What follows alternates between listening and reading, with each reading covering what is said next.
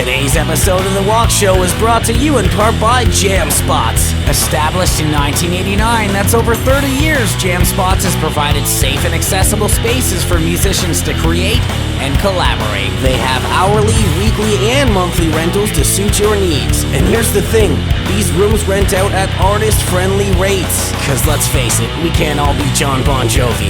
The best part about Jam Spots is its rich history in the Guelph music scene. It truly is a big part of the local scene and even has a music community within itself. And I should know, almost every band I've ever been a part of has had a room with Jam Spots. That's a ton of rehearsals, photo shoots, and even a music video we shot there with Arise and Ruin. If you're looking for a space within our music community, check out jamspots.com. That's JAMSPOTS.com. Jam Spots. Make some noise!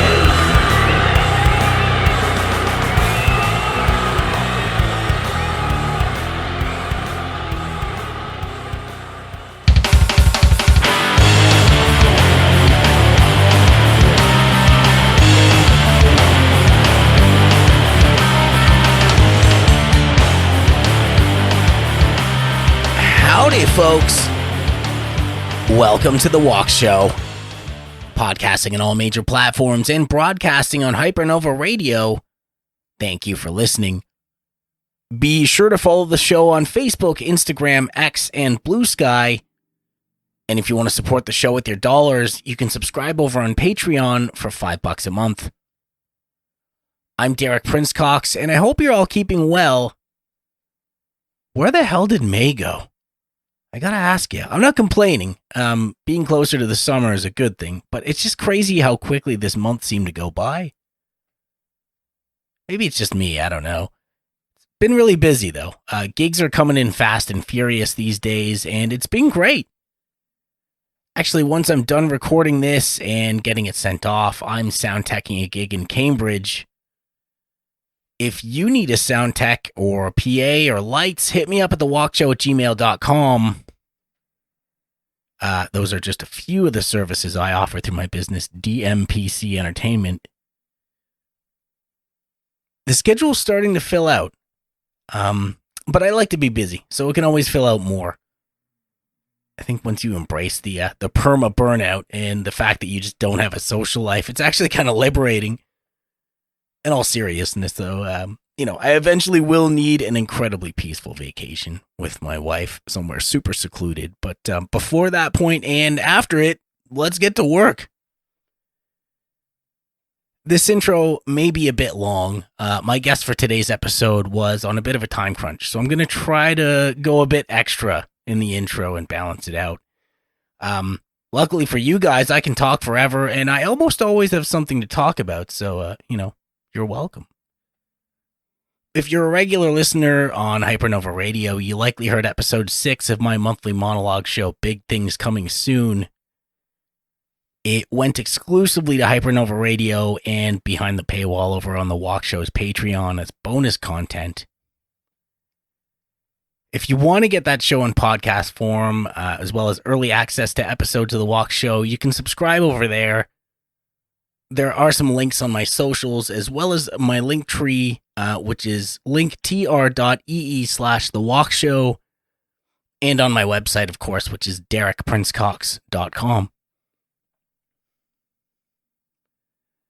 This is, a pretty big part of the business, I gotta say. It's something that takes a lot of time and effort to keep up, so please consider supporting the Walk Show with your dollars. In the meantime, Big Things Coming Soon is available on the 4th Tuesday and Thursday of each month at 7 p.m. on Hypernova Radio. And big thanks to Chris and Hypernova for having me on the roster. It's been an absolute pleasure to work with Hypernova Radio. Hey, now that the nice weather's on the horizon, get yourself a Walk Show t-shirt or a mesh back ball cap. There are 2 different t-shirts at the moment, and the ball cap is embroidered. All of my merch looks great, and it was done by Twisted Tees. That's why I'm allowed to say it looks great. I didn't actually produce it. You can find that stuff and everything I'm up to on the Walk Show socials, or again on my website at derekprincecox.com. That's DEREKPRINCECOX.com. Princecox.com. I even have an Instagram referral contest going on, so check that out while you're there. I'm really trying to put the work into growing this thing. The bigger the show gets, the more I can help musicians, artists, and entrepreneurs. And it maybe also gives me a chance to get more people on the show that might be overlooking it right now. So it really is a win-win scenario. We can all win together. I reached out to you on the Walk Show socials to ask you what your favorite childhood toy was. And here's what you had to say. Now it's time to check that mail. I'm gonna check that mail good. Yeah, check that mail. From Scott Tucker. Hey, dude. Scott says, Smash Up Derby was cool. Yeah, sounds pretty cool. From John McGonigal of Jam Video Photo. Hey, brother. John says, Millennium Falcon for sure. And all things Star Wars that I had / still have. Even made a stop motion film, literally on film, Super 8. I scratched the film to make it look like the blasters were shooting. I need to convert that footage. Yeah, John, you definitely do, man. That's awesome. And a little nerdy, if you don't mind me saying. But hey, it takes one to know one. From Jonathan Sohn of Cartridge Heart and the Mendozas. Hey, broski. John says, I had quite the squad of G.I. Joes. If the names Jinx, Chuckles, Falcon, Storm Shadow, or Shockwave conjure up fond memories, I'm sure we'll get along. Yeah, well, I definitely remember some of those names, John, but Chuckles doesn't come to mind, and I thought Shockwave was from Transformers, but it's been a while, so I'm not really sure. From Carrie Best. Hey, Carrie. Carrie says, Beanie Babies.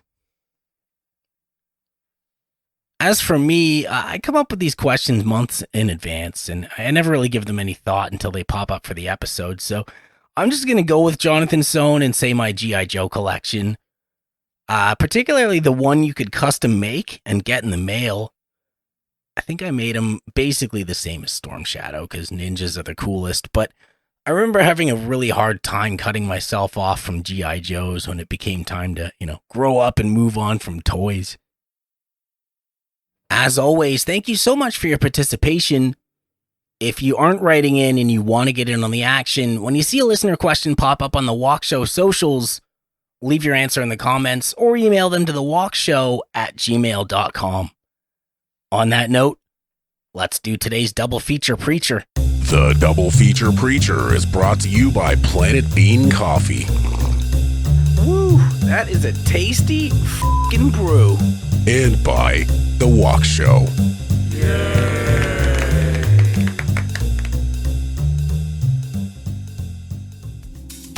Today's music feature is Helenesia by Madongo featuring Copsen RSA. Madongo and Copsen RSA are both South African artists within the hip-hop, amapiano, and house music tent. Admittedly, I know very little about amapiano, to the point where I have to mention that I'm not even sure I'm pronouncing it correctly. Apologies if I'm not. Anyway, this track is very cool and sure to get you moving. Big thanks to Madongo for sharing it with me. You can support Madongo and Copsen RSA by streaming any of their music on streaming platforms, and you can give Madongo a follow on Instagram at instagram.com/MODONGOMOKONYANE. Today's Planet Bean feature is their light Sumatran single origin roast. From the Indonesian island of Sumatra, this is a delicious roast with strawberry acidity, a juicy body, and a cocoa finish. It's a lot less bold than many of the Planet Bean coffees I've tried so far, but it still has the complexity and sophistication that sets Planet Bean apart from its competitors. Planet Bean Coffee is Guelph's coffee company, having roasted fair trade and organic coffee since 1997. Check out what they're up to, get a list of locations and a list of vendors at planetbeancoffee.com. Most importantly, support Planet Bean with your dollars. You'll be glad you did. Oh, and when you do, if you want to help out the Walk Show, please let them know that I sent you. Stick around to the end of the podcast to hear the full song from today's double feature preacher artist.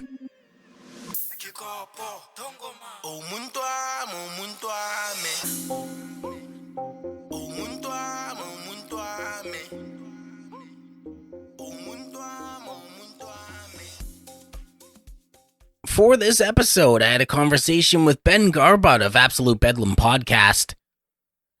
Ben was on episode 146 back in 2023. I've been on his show as well, and Ben is a great dude.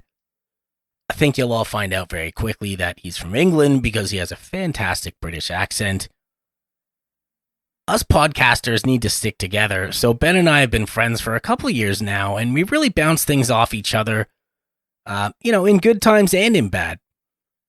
All in all, it's been a great friendship to have. Ben's a great dude with a great show. We had a great chat, and I hope you dig it.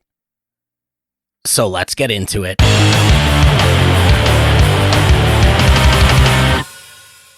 And we are rolling. It's not often I get to have a podcaster on the podcast, but today I'm here once again with Ben Garbutt of Absolute Bedlam podcast. Thanks for making time for the show, dude. No worries. Big fan. Hey, man. Long time listener. Second time person on the show. Yeah, and I know I've been on your show, and actually last time, I do want to offer you an on-air official apology, man, because last time I was on Ben's show, Otis had a gastrointestinal flare-up, and I had to go, and that was about 3 weeks to a month of recovery after that. So it was... It sucks, man. It's serious. So I do apologize. No, man. Do you know what? That actually gave me a bit of a revelation, because I always preach that it's not the situation, it's how you react to the situation. And I think I reacted quite badly because it was the first time that had ever happened to me. And then I took myself out of the picture and I thought, you know what? This dude's dog's ill. Like, it's not about me. We got like 40 minutes of footage, and like it was getting to the end of the episode anyway. So I need to sort of hold myself accountable sometimes and be like, right, I can't go on YouTube and say to people, it's all about how you react to situations if I flip my shopping cart when something doesn't go my way. No. So yeah, it was kind of a blessing in disguise, really. I'm just glad your dog's all right, man. Well, cheers, dude. And I didn't think you handled anything inappropriate at all, for the record. It was one of those things where, because I'm like you, man, like the show is the show. It runs on the dime, and it has to, because you have a schedule. And if you don't have a schedule, then, you can't expect people to support you if they can't bank on you, right? Completely. But yeah, it was definitely, I was in a first as well, because I'm like, holy shit, this is normally something we will race to like emerge and take him to the hospital for. So it was sort of one of those like, oh man, I can't ignore this. This is boiling over, and it's like the room's starting to catch fire, and I can't be in this room anymore. You're like, maybe the fire will go out on its own, and then now I can smell it. Yeah. Now I'm on fire. Yeah, great. Yeah. No, it's all good, man. I'm just glad we got a sort of chance to catch up previously. And I'm a big fan of the Walk Show. I listen to quite a lot. I've not listened too much lately, just because I've been in a bit of a music period where I've found myself in the car just constantly absorbing information and listening to podcasts and people's opinions. And after a while, it's like, dude, I just want to listen to the new Sleep Token album, and I just want to like listen to like stuff that I listened to as a kid, and I just want to switch off. And I obviously comment on a couple of your Instagram stories and a couple of your posts that are like audience participation ones. But it's just trying to keep that sort of balance of, because I'm a podcaster, I feel like I need to sort of follow that sort of, I need to know what's going on in the sphere constantly. You know? I hear that loud and clear, man. Like I do the same thing where it's just podcast after podcast after podcast, because you feel like if a guest brings something up and you don't know, then like somehow that reflects on you as a host, even though your show is completely about, musicians, artists, or entrepreneurs, or something totally unrelated. But you just feel this pressure to be up in the know. In the loop. In Yes. the loop, exactly that. Yeah. I know for me, like, age is also a sore spot for me when it comes to being in the loop, right? It's just something, I don't know why, like, try as I might, it's harder to stay in the loop when you get older. I don't know what it is. Yeah. Shit. But how you doing over there across the pond, buddy? How are things? I'm all right, man. Yeah, I've had a couple of like situations personally recently that have all been really beneficial. It's been nothing negative, but there's just been a lot of change going on around me, job wise, and really thinking about what I want to do as a career. And my partner's just started working night shifts, so we're like passing each other and not necessarily spending quality time with each other anymore. So that's been a bit of a shift. My son's learning bass at a rapid pace where I think I'm going to be redundant in a couple of weeks, and he's going to be showing me how to play Nirvana. But I'm super proud of him. We did a music festival called Teddy Rocks, which I've been helping out sporadically since 2016. And it's all about fighting cancer for children. And it's like a super worthwhile cause. And we got access all area passes to that festival. And we were the only press people there interviewing the bands. And I had to really check myself after that festival because I was treated like a god for 2 days straight, dude. And the post-festival blues, I haven't been to a festival in a while, and I forgot how like brutal they can be, where it kind of, you know, when you stay in a field for 48 hours, it kind of feels like it's your home. The amount of work that we were doing there, dude, in comparison to some people like picking up litter and like helping people put their tents down and pushing cars out of the mud, I was like, this is a crazy life. But I put a lot of work into it before going. You know, I've been doing ABP for 4 years now. But it was a bit of a like, Casper looked at me at one point during the festival and he was like, I am so happy that you've started a podcast, Dad. Because we've got all this stuff, you know? But yeah, everything's good. So that's cool, man. So, I mean, you're volunteering at this festival. Is it, is like a whole weekend or? It's a Friday to Sunday. It used to be a bank holiday Monday as well. But it's like a tribute band fest, cover band fest, and original acts fest. And I got to interview a Limp Bizkit tribute band called Stiff Bizkit.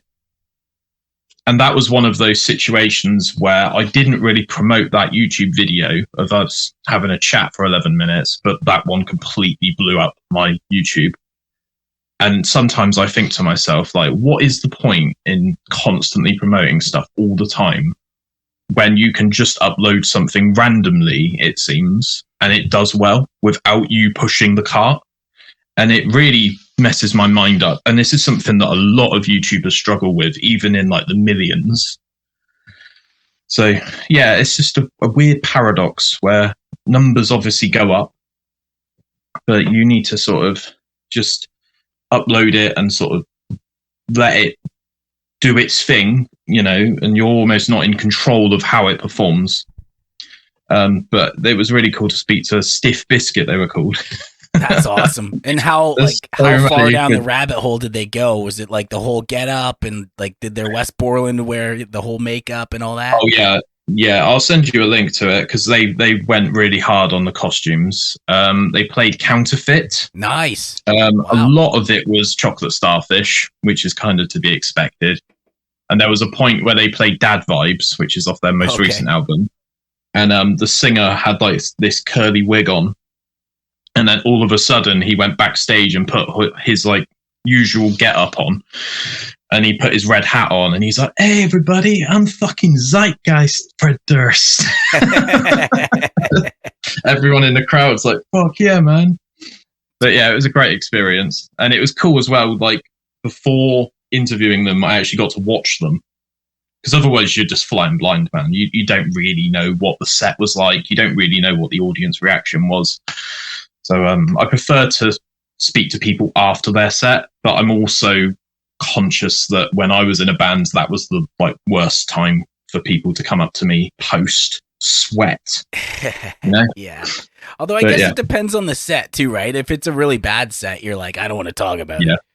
But if it's a really good set, then I don't know about you, but I tend to kind of fly high after the good ones. Like I can't go to bed. I'm just star jumps, laying in bed, kind of thinking about, how awesome the night was, I feel like that after I've done a good podcast. Yeah, that's true. I have to go drive somewhere, man. I'm like, fucking hell, like Brendan from Wheatus, like he knows who I am. Like I need to go to McDonald's and just think about things for a minute, Yeah, you're like, why does he know who I am? And why does he give a damn? Exactly that. Yeah. Exactly. Very good. Yeah. Thanks. Actually, the other one I was thinking of is like people kind of forget, but like Fred Durst was the original Red Hat. Yeah, man. I know exactly what you're talking about, though. Just in terms of like the random video that takes off or the random episode that takes off, and you don't really know why, and you kind of wonder like, if I just did it randomly, would that be my recipe for success? Or do I have to keep doing it, doing the episodes that maybe, very few people listen to in comparison? Like, how does it all bloody well work? How does the algorithm work? I have no idea. Yeah. Why have I just spent 5 hours making this thumbnail when the next video I did an auto-generated thumbnail and it's done triple the performance? Yeah. I mean, it's like these bands doing like AI generated art where like the album cover looks sick, but like that pisses some people off. Other people, they don't care. And I mean, in this day and age, it almost doesn't matter. It's almost just getting the attention, breaking through the noise, Yeah. I do believe substance matters. So I guess maybe I shouldn't go there with this argument, but there is something to breaking through the noise. Like if you can't do that initially, then nothing else really matters, right? I think as well, there's a sense of like, if I hire an artist, is that an overhead that I don't really need to have in the band? And also there's a huge sense of convenience of like, I can just do this myself if I include AI. And it's not like AI takes over and does all of it for you. You have to give it some prompts. You have to give it some clues as like, I want a palm tree with a laser beam on top of it. You give it a bit and it goes off and goes crazy. I do think though with AI, it seems to be taking a lot of creative people's jobs. And I think AI fundamentally needs to be like in a factory doing the jobs that no one actually wants to do. Yeah. But it's weird how it's immediately gone for like the content and the creative and the graphic design people. It does, it does make a lot of sense as to why the visual artists are upset with AI. I mean, I understand that. I sort of equate it, though, I guess a little bit to like, when you had mentioned like, do I have to take on the overhead of hiring an artist? I sort of look at that as like being a musician with backing tracks, where I'm just like, dude, if you paid me enough to hire a horn section, I'd hire a horn section. But since you want to fucking lowball me, I'm playing the tracks. Like, that's just how it's going to be. That's something that MC Lars spoke to me about. I think it might have been in private. He was like, if I come over to the UK, I genuinely don't have like the funding to be able to bring a band with me. And I have to play to a backing track. And that actually goes quite well into his brand, which was his genre was post-punk laptop rap. Okay. But yeah, I just think a lot of people expect 5 people on a stage nowadays. Yeah. And, I think that's got to change. Well, you either pay people more, yes, or exactly. You're not going to get what you think you're going to get, sort of thing, Well, it's just, I don't know. And here, old man yells at cloud. This is my my old man moment. But I don't know. Okay. It's just one of those things where, like, if you want to steal music for literally 30 years plus, there are going to be consequences to that. Like, and you can call me a nerd and you can, call me whatever you want, but it's just true. Like, you're just arguing with the laws of tradition. You know what I mean? Like, it's, you can have your music off of LimeWire and Napster and Kazaa and fucking all that. And then, you want to bitch about Spotify and how they're taking from the artist. It's like, well, no, Spotify is just kind of a not very good or not very, you know what? I'll just say not a very good solution to the problem. It's not the problem itself. something Billy Corgan mentioned when he went on Joe Rogan recently is a lot of artists are going to be peer-to-peer.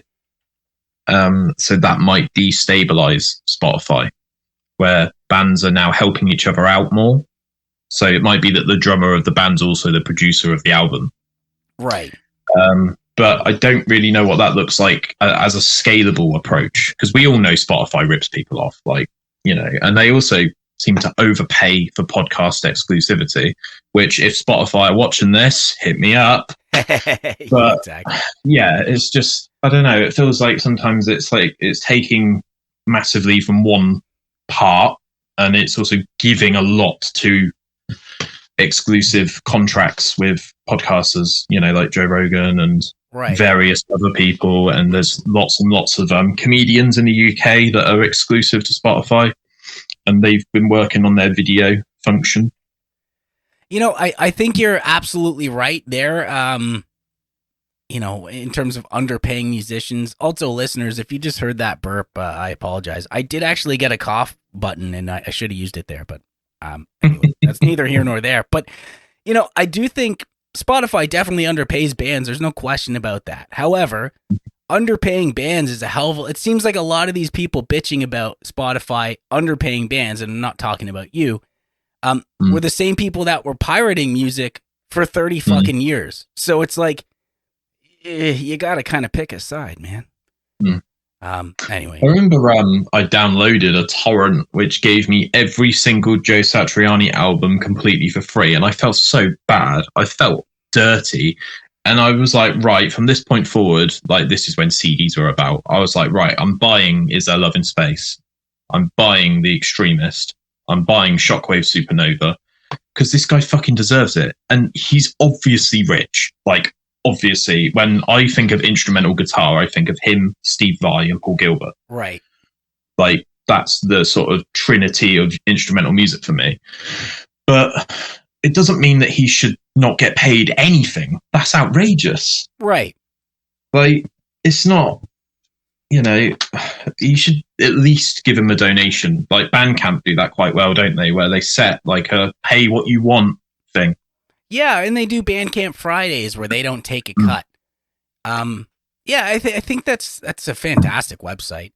And I'm definitely somebody that buys music, but I do have Spotify. So and I was a late bloomer to Spotify because I hated it. With every fiber of my being. But when I really thought about it, I thought, well, it's not really Spotify that's the problem. It's just kind of an unelegant solution to a problem that's been spanning for most of my life, And I remember back in the 90s when people would make fun of, Lars and Metallica for saying hey, stop stealing shit. That's not cool. And it turns out they were right. And there are serious ramifications all these decades later, I think Lars is just an easy target, just in every aspect of everything he's ever done, though. Totally. Yeah. But I mean, I don't know. I'm definitely a Lars fan. I'm a Lars apologist, I guess. I get dogpiled on social media because I'm just I don't know, man. Yeah, he obviously is not the most finessey drummer on the planet, but he also put out Master of fucking Puppets, dude. And I don't know. That's taught me how to drum, man. Just air drumming to that album got me on my course. Now might be a good time to ask you one of the questions I've got written down. Whoa. I appreciate that I've already mentioned this to you, but what do you think of Sleep Token currently? Dude, I still haven't really checked them out, man. I still very much want to, but I'm kind of in the opposite mode of you. I've been listening to so much music just to learn for stuff I get hired for, that usually on my spare time I'm ugh, music, no. I either listen to podcasts, or what I've been doing lately is just listening to absolutely nothing in the truck, and then just kind of just going over my day. What am I going to do? Where can I improve? Things like that. And I found that really helpful. So yeah, I would be very interested to hear your thoughts on the drummer specifically, because I think drummers have always gotten the bad end of the stick when it comes to metal, because there's not enough double pedal, there's not enough Like, oh, there's a mistake. Bill Ward from Black Sabbath makes a mistake, and this sort of shit. But everyone loves this guy, man. Two, his name is, and he's done a Drumeo. I saw a part of that. It's ridiculous. He's such a good drummer, and it's quite rare, in my opinion, that people actually sort of recognize that. It's usually like, oh, this guy can't fucking play. Like, drummers just get so much shit. Yeah, I don't really know why. And the other thing is, so I will say, I saw some of that Drumeo video, and I really do like him as a player. He's ridiculous. He seems to really kind of personify a lot of that electronic trap style. Yeah. And he does a really good job of it because, when you do something like that, obviously you want to make it human enough to like negate programming it in the first place. Yeah, but you want to actually also want to play it sort of machine tight so that it's authentic to the style, right? The way he switches between being a solid foundational drummer and also having artistic flair to things, I've never personally experienced anything like that before. There's always this thing where I'm a massive fan of Devin Townsend, and he says for some of his albums he actually has to recruit 3 drummers because they've all got their own set sort of jazziness, improvness, solidness, and he can't ever seem to find one drummer that can encapsulate all of that in one place. But this guy, he just unbelievable. I'll send you some tracks. I'll let you obviously go on your own adventure with it, but my personal favorite song by them is Hypnosis. I think it's just unbelievably well written. Is that on the new album? No, that's on This Place Will Become Your Tomb, which is actually one of their first albums. So we're now on album 4, which is Even in Arcadia. And it's good. It's a bit of a grower, but it's like it's their first opportunity to sort of let the fans in on what it's actually like being one of the biggest anonymous bands ever. So it's quite an introspective sort of peek behind the curtain. A lot of the lyrical content is about stop saying my name at shows, like that sort of thing. Like, who the fuck do you think you are showing up at my show and saying my real name? Oh, okay. Interesting. It's quite cool. It feels like because they don't do interviews, their songs are their only chance to talk, if that makes sense. Yeah. So it's a bit like kind of biting the hand that feeds you a little bit. But yeah, I kind of like that, though. It's an interesting line that bands have to ride, or celebrities in general, right? Where it's like you're obviously putting yourself out there, but at the same time, maybe get the fuck out of my face when I'm trying to, grocery shop. And to the listeners, I realize I'm swearing a lot today. Hell yeah. Chris at Hypernova. I don't know if Chris at Hypernova is going to love that too much, but I'll make I've got a bleep. If you want a bleep, I can send you a bleep because I actually recorded one. Dude, I have one too, but if I were to do all of the F-bombs I've dropped, that's like a full-time job right there. So I'm just going to let it fly. Say sorry to Chris, sorry to Hypernova Radio. I've got him riled up, dude. Yeah, next up, that's right. Just something about Ben, it just gets me fired up. Maybe it's that outrageous British accent. I don't know. Oh, yeah. Oh, dear. Yeah, good stuff. I'll have to do my next episode from like a pew of a church or, something like that. I don't know. I'll say my Hail Marys and, do whatever you have to do to get back in good graces. But, so you're obviously, in case listeners didn't know, Ben is from the UK. Yeah. And, I constantly see these stories, now mostly in America, but of these tours dropping just because everything costs so much money these days. Or, a lack of ticket sales, which also comes down to things just costing too much these days. Are you still getting a lot of good tours in the UK? We seem to get some good tours. The only issue is my location in the UK is quite down. So we tend to get shows in Southampton, Bristol, maybe Exeter now and then. But they're still, and Brighton as well, actually. They're about an hour and a half away from where I live. Very rarely do you get people showing up at my hometown because it's a bit of a seaside touristy thing. But yeah, we get some good tours, man. A lot of it involves booking a hotel, and going around the city a bit before seeing the band. It's not an in and out thing because you'll burn yourself out so quickly driving around, seeing all the service stations in the UK. But yeah, we seem to get a pretty decent amount of tours. I'm trying to think of some off the top of my head, but I can't think of any. I don't actually think I've got any more gigs booked this year, which is quite sad. We recently had Trivium and Bullet for My Valentine. Okay. Yeah, that was a big one. A big Poison Ascendancy, whatever it was. But yeah, we do get some good. I think Download as well has a big say in, because a lot of bands do a tour around that show. Right. And then we've got Reading and Leeds. So it kind of acts as a bit of a spotlight and a lighthouse to get everyone to come all at once. Usually in about June and July. That's when the UK music scene seems to really kick off. Yeah, just like festival weather, right? Mm-hmm. Exactly that. Awesome. No, I'm glad. I'm glad to hear that, because it's, I mean, I don't know. It's tough to know when you read a few things online. Sometimes you kind of get that.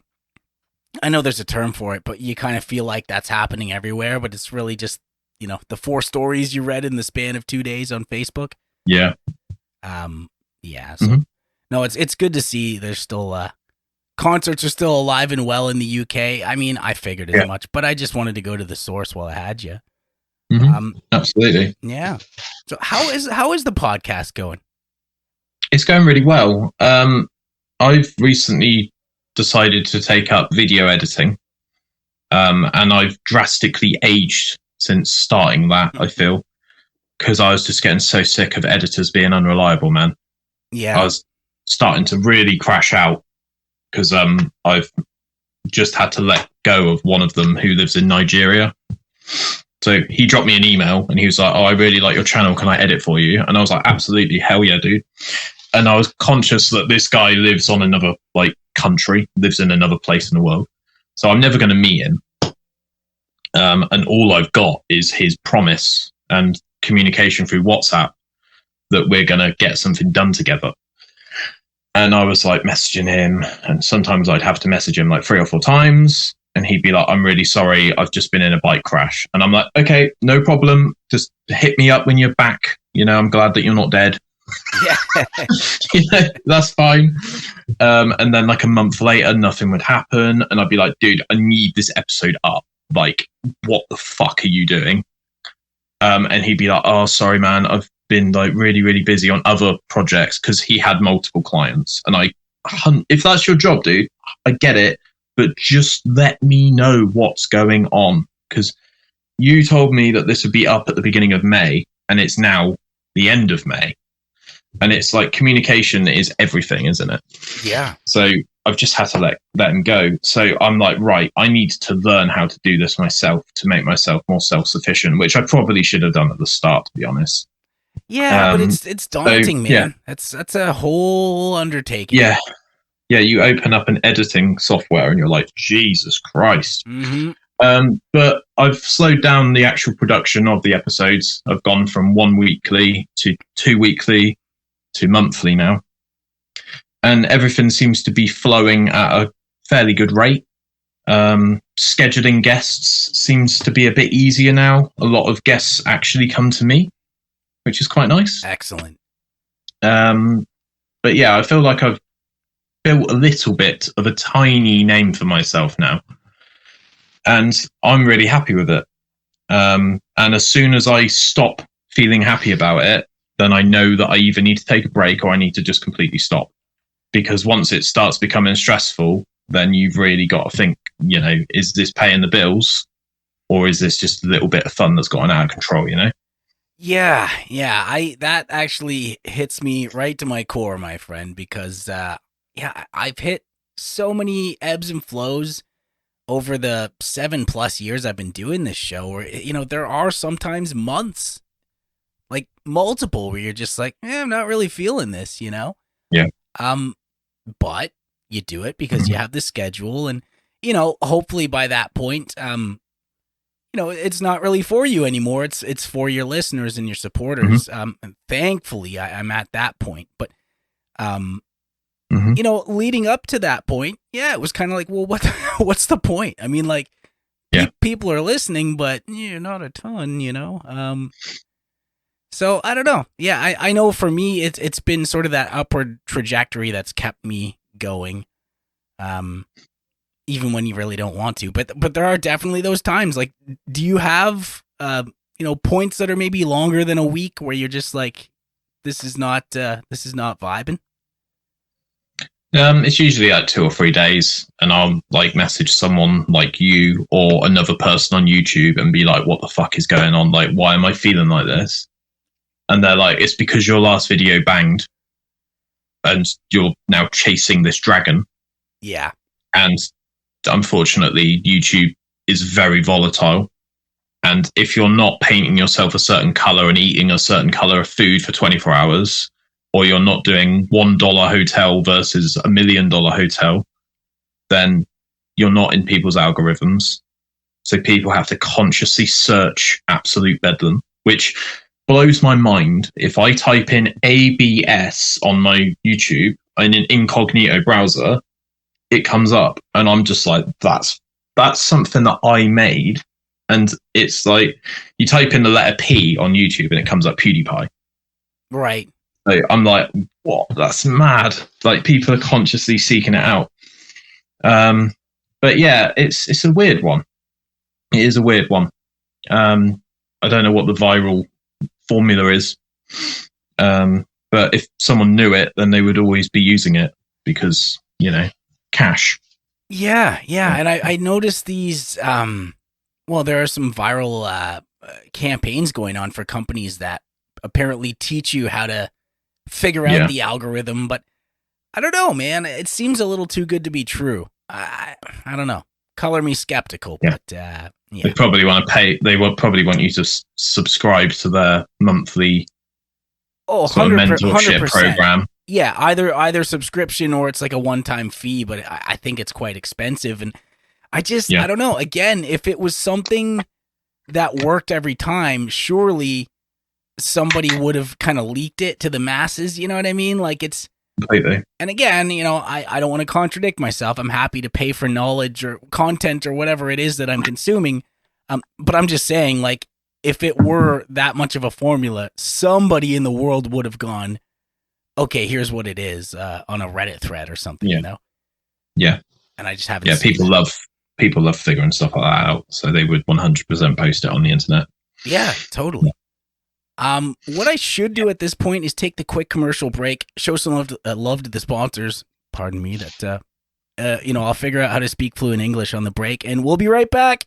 Right after this. Today's episode of The Walk Show is brought to you in part by Rock Sparrow. Rock Sparrow brings artists and brands to life through quality merchandise. They help entrepreneurs, artists, and brands with online merch solutions, taking the guesswork out of merchandising your brand by managing your every need, and all with real people. Speaking of real people, I've known the creators of Rock Sparrow for years, and I can tell you firsthand, these people genuinely care about what they do for their clients and their community. There's even a store there set up for The Walk Show.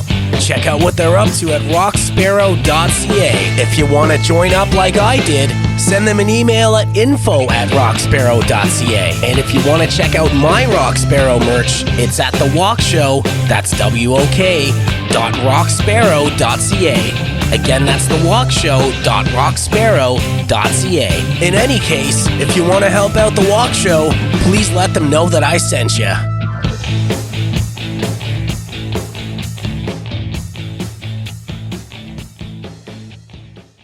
Hey, business owners. Wouldn't it be cool if I was taking this time to talk about your product or service? I've enjoyed building relationships with some very cool companies since I started this thing, and I am looking to expand the Walk Show family. I work with some great sponsors, and I've sponsored events through the podcast, so I do understand how valuable time and resources can be. If you have any interest or questions about working with the show, hit me up at thewalkshow@gmail.com. Again, that's thewalkshow, WOK, @gmail.com. I hope you're enjoying the podcast. Thank you so much for listening. Now let's get back to the show.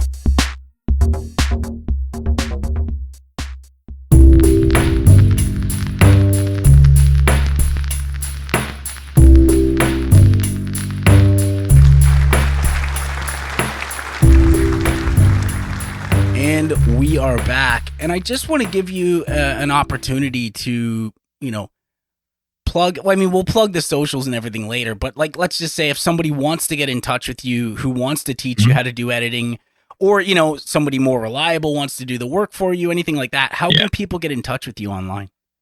Message me on Instagram. I almost respond to every message as long as it's not like my 18 plus video. Because I get added to these chats where there's like 78 people. It's constant, man. The more I check it, the more it goes up. Or drop me an email, absolutebedlampodcast@gmail.com. I respond to most messages that I get. Sometimes I just need a little bit of time to actually get back to you, though, but I will get back to you. And yeah, that would be fantastic. Thank you. Excellent. Did we go over the listener question or no? I can't even remember. No, not yet. It's just been wild. Okay, so at the expense of potentially putting you on the spot, and you can punt this if you want to, because I normally tell guests ahead of time, full transparency. But I do ask the listeners a question every episode. I like to get my guests' take as well. Today's listener question is, what was your favorite childhood toy? Okay.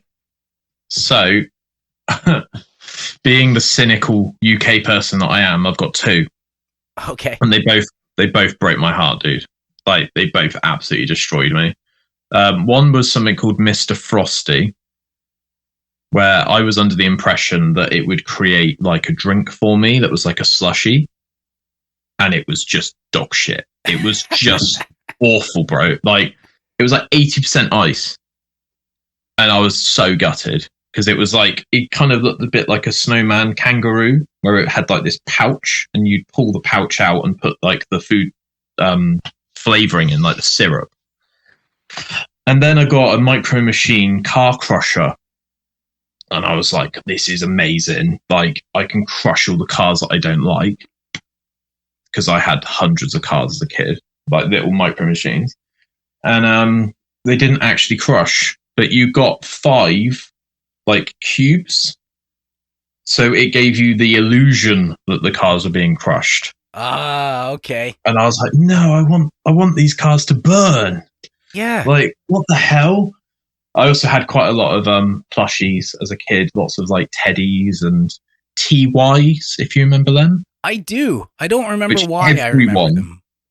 Everyone thought that was going to be like cash money. Like, the appreciation on them was going to be mad, but they just didn't.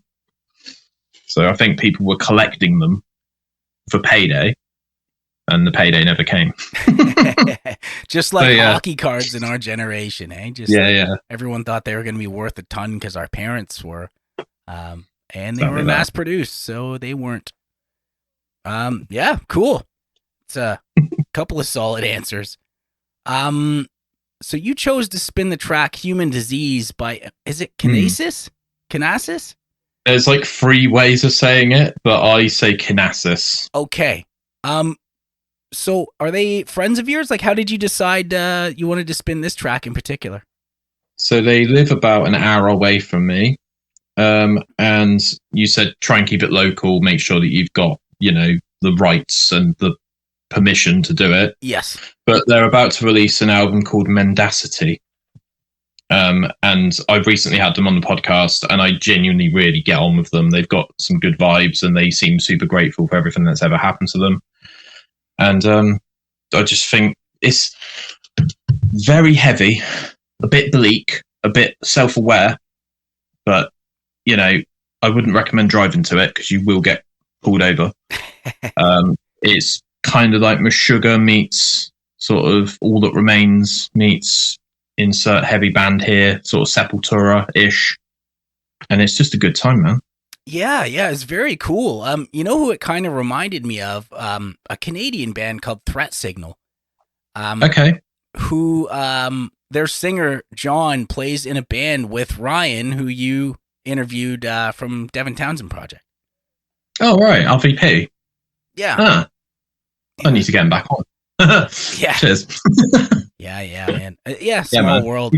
I got that kind of vibe because, they do have that kind of Meshuggah polyrhythm thing going on, and it's just really intense. And the production's great. Yeah, because I know that they've got access to a music studio, but they wanted to actually get a producer because I think sometimes that takes you out of being a musician if you're constantly checking your own homework. Totally. They just let me do my thing, and the producer deals with that, you know. Well, there's also just a thing where, like, if you get a producer that you like, I mean, they're gonna undoubtedly open your eyes to things that you hadn't considered. It's just the way it goes. And I know a lot of bands are really hesitant to do it because they don't want anyone stepping on their vision. But I mean, if you pick the producer based on the fact that you admire their work, then you got to kind of put your faith in them, you know? Yeah, completely. I remember working on albums with Ken Susi from Unearth, and he would tell us, like, he would say things like, yeah, that's not how that guitar riff goes. And we go, no. And he would say, give me that. He'd say, this is how it goes. And okay, I mean, you're the producer, man. We're going to roll with it. And it ended up, he wrote a bunch of great stuff that we ended up keeping. So trust the process. Exactly. Get out your own way. Yeah. Look, I know you're up against the clock, so I got a couple more questions and then I can let you go. But what do you have on the docket for this year? I actually don't have any guests scheduled, which is very unlike me. But things are starting to come my way. I do want to do some more music festivals this year, but it kind of depends on availability and fuel and real life stuff. But festival season is truly upon us. So I might reach out to a couple of smaller music festivals. Me and Casper really enjoyed Teddy Rocks. And we were actually quite a good team, considering he's 11 years old. So I'm super proud of him for putting the time in, and he's got a good work ethic. Other than that, I'm just kind of seeing how things go. Trying to keep the YouTube upload cycle going, even though sometimes it's literally me sat in my car talking. It's better than nothing. And I'm just trying to enjoy it, man. I'm just trying to balance the sponsors being happy, life, because, you know, like what happened last time when we spoke, when you came on my podcast, life happens and you have to just deal with it and say, right, I'll speak to you in 2 weeks. I just need to deal with this right now. And just trying to step up my actual well-roundedness and learning how to edit, because that's going to take a significant amount of effort and energy. And I just need people on the AVP community to just be a bit more patient with me, because I've been getting stuff up so quickly that I've kind of put myself into a bit of a hole, and I've become a lot kind of like a victim of my own success, where I used to be able to record and get stuff up within the hour. And it's like, that's a crazy cycle to be part of, you know? Oh, absolutely. I hear that loud and clear, man. And anyone out there in listener land, I feel like there are a lot of techie people and very creative people that listen to the Walk Show. So reach out to Ben. He's a damn good man. And for whatever it's worth, he's more than met with my seal of approval. So help a brother out. Is there anybody you want to take this opportunity to give a shout out to? Let me just check my DMs, 2 secs. Because I know that this is one of those things where you'll finish recording and I'll be driving home like, fuck, man. Why didn't I? Happens every time. Just want to give a shout out to a lady at Teddy Rocks who's a PR person called Kat. I got to speak to her on the podcast. I'm still trying to figure out how to get that episode up on the internet, but I'll figure it out in a couple of weeks. There's a guy that runs the charity side of it called Owen, and his son passed away, which is one of the reasons why the festival exists. And the way he talks about things is so like not victim, not why did this happen to me and my family. It's like, how can I prevent this from happening to other people? And it's a lot. Yeah. So yeah, that's it really. So yeah. Well, it sounds like a damn good man, and my heart goes out to you. If you're listening, I'm sorry you had to go through that, but it's amazing to see people turn things like that around into something positive. It's it's unbelievable, actually. Yeah, like I said earlier, it's all about how you react. True. So we've gone full circle. It's a good place to put a pin in it. How can people check out what you're doing online? It's currently just up on YouTube because my Spotify account is locked. I'm in the process of fixing it, but Spotify changed their podcasting software so much that it's like really hard to like, I think somewhere between the software getting upgraded, my account got lost in the mix. Oof. So I'm trying to get that reactivated because that was my distribution to get everything onto all of the audio platforms at the same time. I'm really, really rapid on Instagram. And I'm trying to sort of break this 1,400 followers thing that I seem to be stuck in. So follow me on there and I'll probably follow you back unless you're a bot account, in which case I'll probably just block you because you're trying to sell me some shit. But yeah, they're my main platforms really. I think I'm probably somewhere on Facebook, but I don't really check that anymore. And I am on that god-awful TikTok as well for some reason. Doing some cool dances, no doubt? No. No, I don't know what I'm doing on there, man. I was trying to do some behind-the-scenes stuff, but I feel like I do enough. And I usually just upload videos that are me talking in the car on there as well as YouTube. So I like cross-pollinate. Yeah, well, and the videos are great. So yeah, everybody check that out. Subscribe, like, follow, all that good stuff, because it really is like currency in this day and age. Yeah. Look, I know you're up against it. So the last thing I do is spin two tunes. First up is Canassis with Human Disease, followed by today's double feature preacher artist Mondongo featuring Culpson RSA, and I'm butchering this, I apologize, with the track You can do it. Helenasia. That's what I'm going to say. Believe in you. And if I got it wrong, send your hate mail to thewalkshow@gmail.com. Sir, thank you so much for your time, man. Always a pleasure talking, and thank you for being on the show again, Ben. That's all right. No worries. Thank you for everything that you do, Derek. All right. It's not unnoticed. All right. Hey, likewise, brother. Take care. To the listeners, thank you so much for your time. Catch you next time.